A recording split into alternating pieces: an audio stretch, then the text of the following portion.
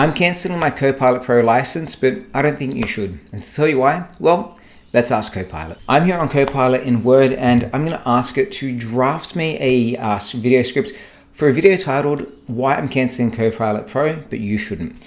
I wanted to talk about the fact that Copilot for my personal use, which is what I use Copilot Pro for, has been a lot of fun, but it is an expensive tool that I'm not really maximizing.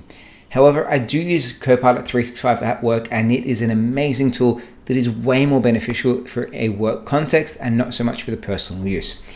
If you're using Copilot Pro for work, where it integrates with all your Microsoft 365 suite, especially for my use case with Teams, with Outlook, and with Copilot by itself, I would and I am definitely keeping it. But Copilot Pro for personal use is, I wanted to try it out, I did. It's a lot of fun, but I'm not sure if it's worth the money for personal use. So let's ask it to generate this into a document. So the thing that I love with Copilot is that I gave it a very decent prompt, and look at what it starts producing within a couple of seconds in Word. It has already started breaking this down into that video title. It's got the title in big bold letters. It gives me an introduction to introduce you to my page, or my channel I should say. It breaks down what is Copilot Pro and why did I get it. And it tells you the fact that Copilot Pro is a tool to help you write documents, emails, presentations, and more, and that it uses AI to suggest the best words, phrases, and sentences for your writing. It tells you that I used and I bought Copilot Pro because I was curious about how it works and I wanted to use it for my personal, this says writing projects, it made that up, but of course my YouTube videos, and I wanted to just create some tutorials and really understand how to use it better. And why am I canceling Copilot Pro? Well, it says here that, don't get me wrong, Copilot Pro is a great tool and I've enjoyed using it. It has improved my writing skills, like we just created this video from that simple prompt, or this script from that simple prompt, and it gave me some really interesting suggestions. But for my personal use, Copilot Pro is a bit of an overkill.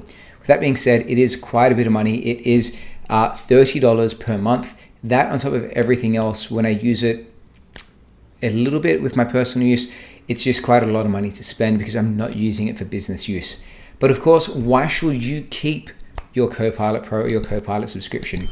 And the answer is if you are using it for work. So I've got Copilot at work, Copilot for M365, and it is a phenomenal tool. I find that the ability to quickly recap emails and rewrite emails from a few dot points saves me a lot of time. The ability to go into Teams and use Copilot to quickly get information, what's happening in my day, to pull information and sources that with a few prompts I can bring it up, jumping into PowerPoint and asking it to summarize documents or even create things for me. I'm finding it a very useful tool for my day-to-day job. For my YouTube channel, it has been a lot of fun to create these videos for you guys, and I really hope you get a lot of use out of them. But Copilot is essentially, or Copilot for 365, is essentially a business grade tool.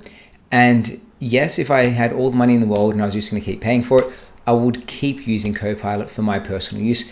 As you can see, for even creating this script here, instead of having to write everything out, it's just pulled it together with that really simple prompt, and I've got 500, 600 words here to just create a great video for you with a couple of words.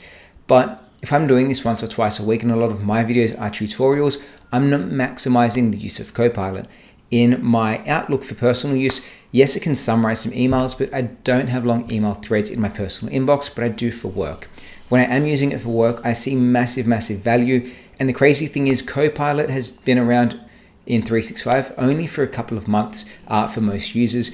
And we're at the infancy of what it can do, and I'm already really impressed by it. So what I would recommend is that if you bought Copilot Pro for your personal use, if you're like me, it's been a lot of fun to play around with, but it does get expensive. If you are using it for work, there are so many different ways you can use and utilize the benefits of Copilot. But of course, you have to understand how to use it, its limitations, and of course, how to use it in a collaborative setting, as well as individual use cases, which hopefully some of my Copilot tutorials help you understand.